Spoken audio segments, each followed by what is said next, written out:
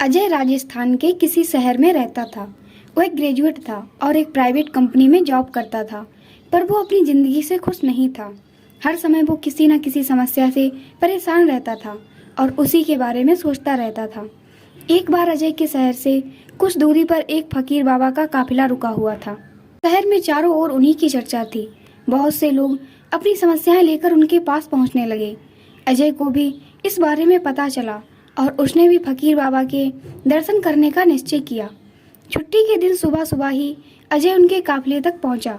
वहां सैकड़ों लोगों की भीड़ जुटी हुई थी। बहुत इंतजार के बाद अजय का नंबर आया। वह बाबा से बोला, बाबा, मैं अपने जीवन से बहुत दुखी हूँ। हर समय समस्याएं मुझे घेरे रहती हैं। कभी ऑफिस की टेंशन रहती है, तो कभी घर पर अनबन हो जाती है और कभी अपनी सेहत को लेकर परेशान रहता हूँ।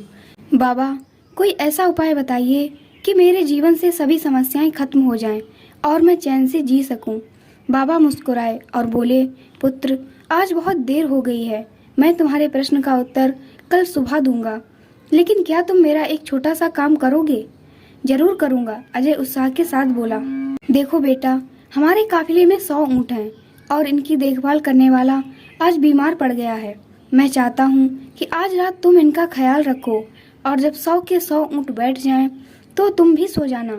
ऐसा कहते हुए बाबा अपने तंबू में चले गए। अगली सुबह बाबा अजय से मिले और पूछा, कहो बेटा, नींद अच्छी आई? कहाँ बाबा, मैं तो एक पल भी नहीं सो पाया। मैंने बहुत कोशिश की, पर मैं सभी ऊँटों को नहीं बैठा पाया। कोई ना कोई ऊँट खड़ा हो ही जाता। अजय दुखी होते हुए बोला, मैं जानता था यही होगा। आज तक कभी ऐसा नहीं हुआ कि ये सारे ऊँट एक साथ बैठ जाएं। बाबा बोले। अजय नाराजगी के स्वर में बोला, तो फिर आपने मुझे ऐसा करने को क्यों कहा? बाबा बोले, बेटा, कल रात तुमने क्या अनुभव किया? यही ना कि चाहे कितनी भी कोशिश कर लो, सारे ऊँट एक साथ नहीं बैठ सकते। तुम एक को बैठाओगे तो कहीं और कोई दूसरा खड़ा हो जाएगा। इसी तरह तुम एक समस्या का समाधान करोगे तो किसी कारणवश दूसरी खड़ी हो जाएगी। पुत्र, जब तक जीवन है ये समस्याएं तो बनी ही रहती हैं, कभी कम तो कभी ज्यादा। तो हमें क्या करना चाहिए? अजय ने जिज्ञासावश पूछा। इन समस्याओं के बावजूद जीवन का आनंद लेना सीखो। कल रात क्या हुआ? कई ऊँट रात होते खुद ही बैठ गए, कई तुमने अपने प्रयास से बैठा दिए, पर बहुत से ऊँट तुम्हारे प्रयास के बाद भी नहीं बैठे। और जब बाद में तुमने देखा तो पाया कि तुम्हारे जाने के बाद उनमें से कुछ खुद ही बैठ गए। कुछ समझे? समस्याएं भी ऐसी ही होती हैं। कुछ तो अपने आप ही खत्म हो जाती हैं, कुछ को तुम अपने प्रयास से हल कर लेते हो और कुछ तुम्हारे बहुत कोशिश करने पर भी हल नहीं होती। ऐसी समस्याओं को समय पर छोड़ दो। उचित समय पर वे खुद ही खत्म हो जाती हैं।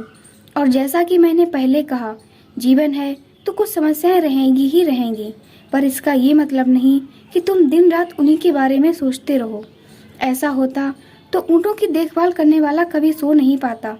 समस्याओं को एक तरफ रखो और जीवन का आनंद लो, चैन की नींद सो। जब उनका समय आएगा वो खुद ही हल हो जाएंगी। पुत्र, ईश्वर के दिए हुए आशीर्वाद के लिए उसे धन्यवाद करना सीखो। पीड़ाएं खुद ही कम हो जाएंगी। फकीर बाबा ने अपनी बात पूरी की। वीडियो को पूरा देखने के लिए बहुत बहुत धन्यवाद।